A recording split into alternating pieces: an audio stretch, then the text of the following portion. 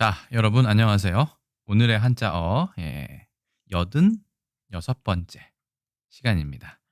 오늘 제가 가져온 한자어는 바로 사각 혹은 사각지대라는 한자어입니다.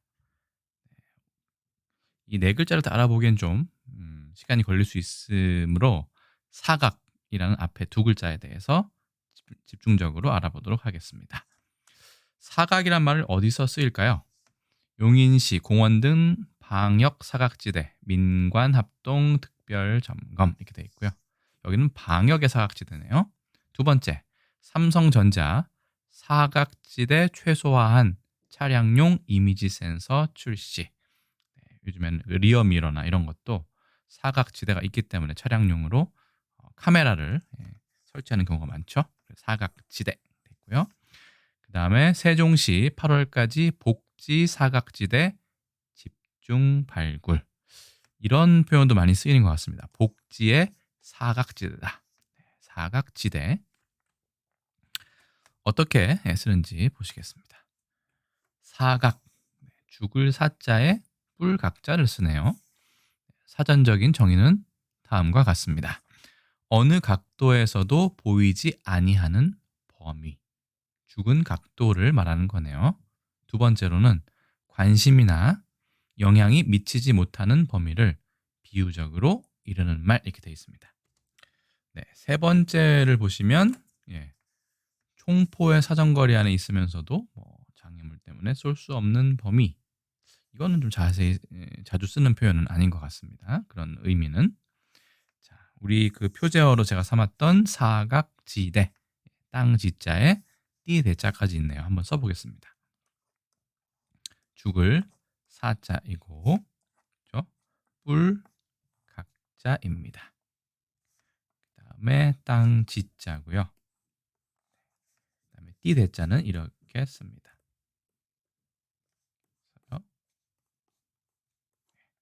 사각지대. 어느 위치에서 섬으로서 사물이 눈으로 보이지 아니하게 되는 각도 비슷하네요. 또는 어느 위치에서 거울이 사물을 비출 수 없는 각도. 차량용 리어 미러에 그렇죠? 후방 카메라에 후방 거울에 사각지대 이런 말을 많이 쓰죠. 거기서 이제 비유적인 표현으로 똑같네요. 관심이나 영향이 미치지 못하는 구역을 비유적으로 이르는 말 이렇게 되어 있습니다. 네 글자 다 살펴보기는 좀 시간이 걸리기 때문에 지대는 생략하고 사각에 대해서 간단하게 살펴보겠습니다. 죽을 사자입니다.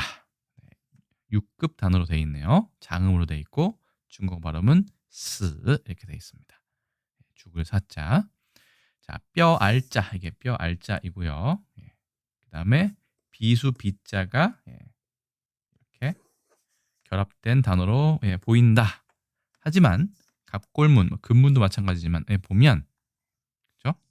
여기에 사람이 약간 고개를 숙이고 있고 여기에는 뼈 알자니까 이건 죽은 사람, 죽음과 관련이 있습니다. 뼈 알자 같은 경우는 그래서 비수가 아니라 사람으로 본다면 이 그림에 나와 있죠.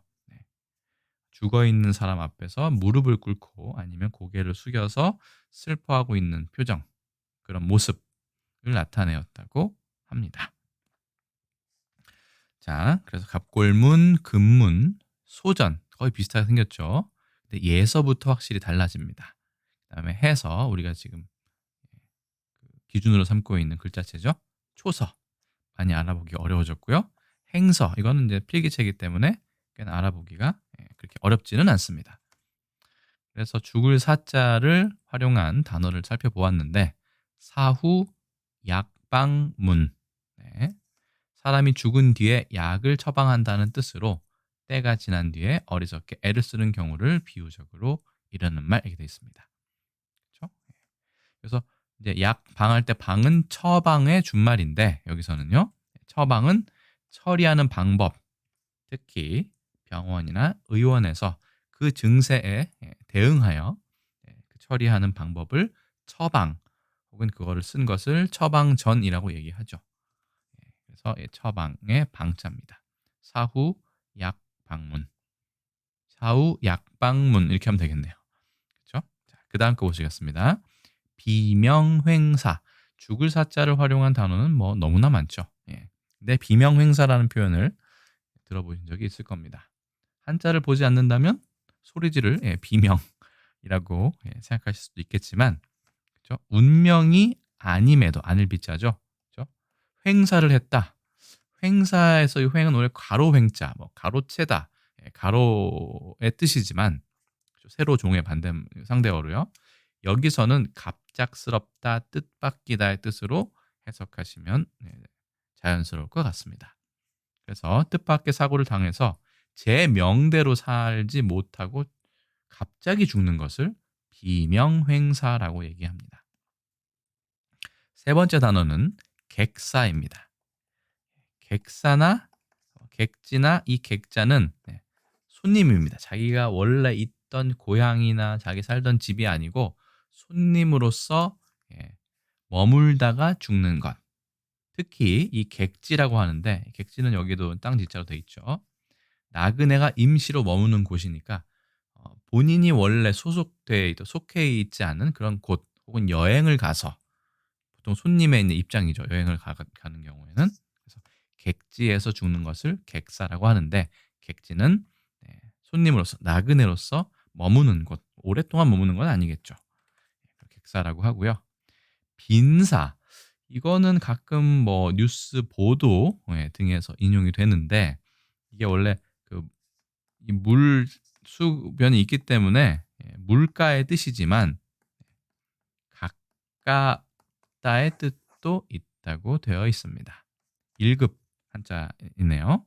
그래서 빈사는 완전히 죽은 것은 아니고 그 죽을 정도로 그런 지경에 이른 상태를 빈사라고 합니다. 그래서 뒤에 상태를 넣어서 빈사 상태로 뭐 발견되었다, 이런 뉴스 보도나 표현을 들어보신 적이 있으실 겁니다. 빈사에 대해서 알아봤고요. 괴사, 이건 의학적인 용어죠. 생체 내 조직이나 세포가 부분적으로 죽는 일. 원래는 무너질 괴자입니다. 그렇죠? 흑토자는 좀 나중에 생겼고, 원래 이게 품을 회자입니다.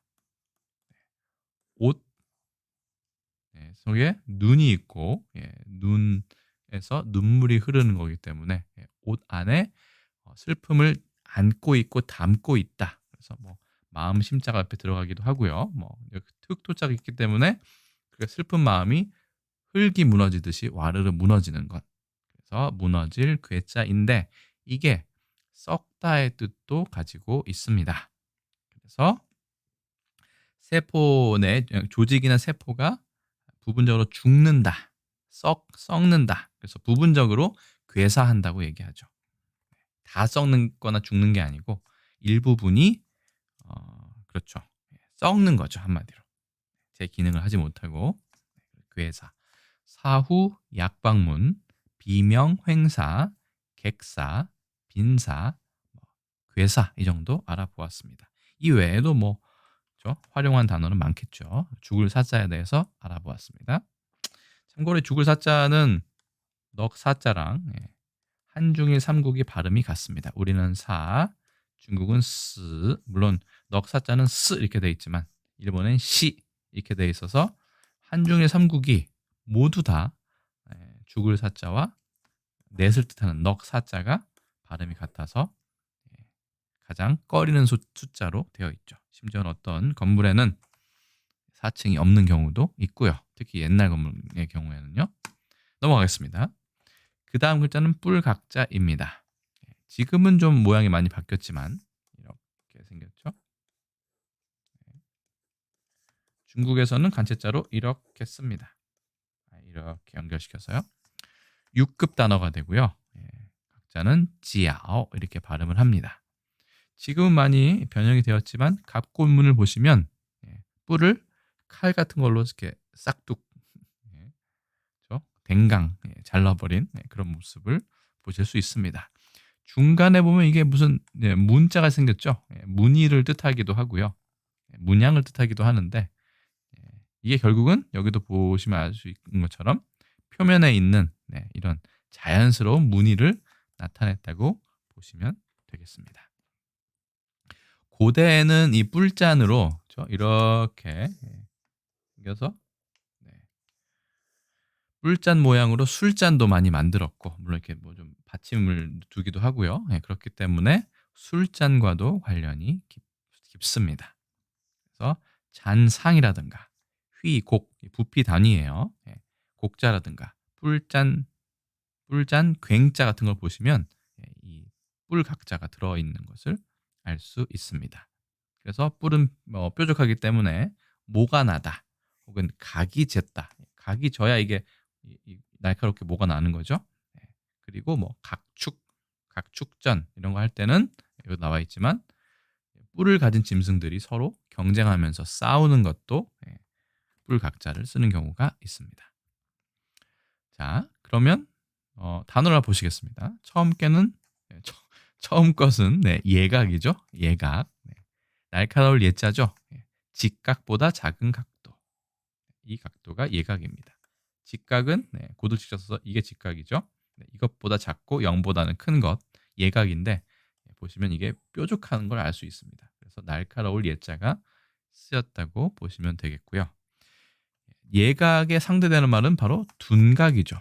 둔할 둔자 써서 둔각. 이것은 아시다시피 180보다는 작고, 그렇죠? 90보다는 크고, 이런 각이니까 대충 뭐 이렇게 뭐 예를 들어 120도다. 진짜 될지 모르겠습니다만 하면 이 벌써 이 날카로움이 많이 사라지죠. 이 뾰족함이. 그래서 둔할 둔각이라고 표시를 합니다. 그 다음 글자는 각축 혹은 각축장, 각축전 뭐 여러 가지가 있는데요. 이거는 쫓아다니는 겁니다. 쫓을 축자입니다. 돼지 시자가 보이죠? 그래서 뿔을 가진 짐승들이 서로 이제 경쟁을 하면서 하나는 뿔로 이렇게 공격하고 하나는 또 도망가고 하면 또 쫓아다니고 하겠죠. 그래서 각축이라는 말이 경쟁을 나타냅니다. 그 다음 보시면 두각이라는 표현이 있습니다. 원래는 짐승에 있는 머리에 있는 뿔인데, 그렇죠? 보통은 이 뿔로 특히 사슴이나 뭐, 그렇죠?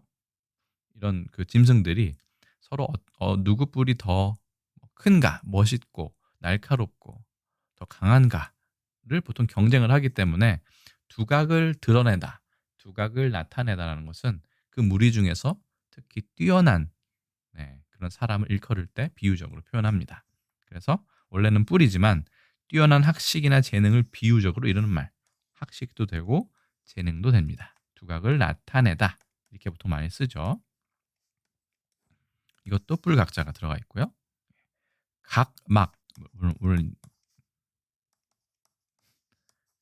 발음은 각막으로 하지만 각막, 눈알의 앞쪽이나 바깥쪽을 이루는 투명한 막. 근데 왜 각막이냐? 이것은 우리말 속뜻사전을 한번 살펴보면 조금 더 자세하게 풀이가 되어 있습니다. 나지막한 뿔처럼, 그러니까 이런 뿔이 아니라 나지막한 뿔처럼 약간 볼록하게 나와 있는 투명한 꺼풀 막이 있죠. 그래서 그것은 각막이라고 얘기합니다. 그래서 일반 국어사전보다는 우리말 속뜻사전이 조금 더 직접적으로 풀이를 하고 있었기 때문에 제가 한 번 더 가져와 보았습니다. 그래서 뿔각자를 활용한 단어 예각, 둔각, 각축, 두각, 각막, 각막까지 알아보았습니다. 이거 말고도 뭐 각질 이런 것도 있죠. 원래는 뿔을 구성하는 그런 어떤 성분인데 사람한테는 각질이 많이 없죠. 뿔이 없기 때문에. 대신 손톱이나 발톱 이런 것을 구성하는 것을 각질이라고 하는데 뭐발 뒤꿈치라든가 팔꿈치라든가 이런 데에도 각질이 생기기 마련이죠.